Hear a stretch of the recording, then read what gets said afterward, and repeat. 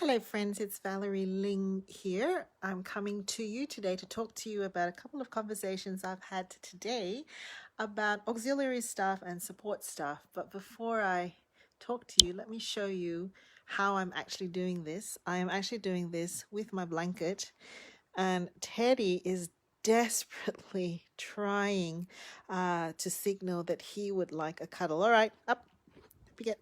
Oi, that's a lot of fur. Okay, back to me. um, yes, so don't forget your auxiliary staff and your team. It's really, really important at this point in time to remember that post COVID is not yet. And so there's this next level of uncertainty now as we get the drip feed information of restrictions opening and what that means in terms of people spilling out. So it's a little bit like this. When it was a shutdown situation, it was containment, right? The message was containment. And from an anxiety perspective, it helps with a sense of safety and security when we reduce our exposure and we are giving a united message, right? A policed united message that we are containing things and taking measures to do that. Now, the issue here is that with the restrictions opening up, we are not really that united in our point of view because we are not all at the same position or point of view. Teddy. uh, in terms of what is safety, what is best practice, what is feasible, what is practical. And so as a result, that uncertainty spills over then to anxiety and probably fear. And when people feel helpless and not in control, they are going to feel similar things as to if they were feeling traumatized.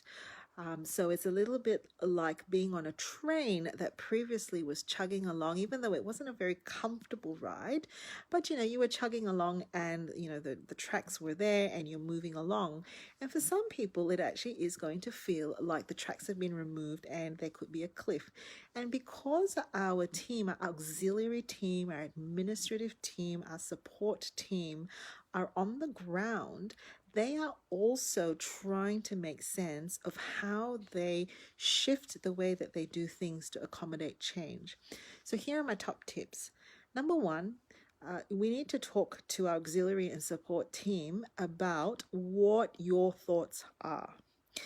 We need to be able to give them some sense of certainty, at least as far as you can see in your context. Number two, we need to check in with them. That's our Uber Eats, and that's my dog going a little bit. Our dog has anxiety. Oh, Teddy. Okay. Number two. Number two. Oh dear. I'll have to come back. Oh no, this is all right. Number two. We're going to need to actually check in with them. Thank you for the laugh. Yeah, it's funny, but not that funny for us sometimes. Check in as to what's happening with them because it's concentric circles, really. All of this information is impacting them as human beings. There are going to be some who are going to be very nervous about taking public transport. There are going to be some who are very nervous about how they're going to front.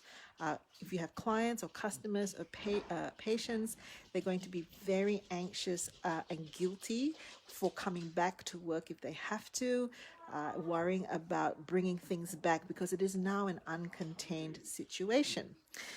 So we need to check in with them what's happening in their personal realm as well in terms of concentric circles of pressure and anxiety.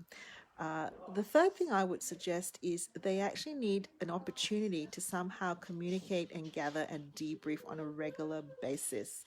Whereas before you were communicating regularly about what does this mean in terms of shutting down, now we will need some time to regularly communicate about saying it's okay to not know. what can we do? What is the best way for us to mitigate risk in our context, right?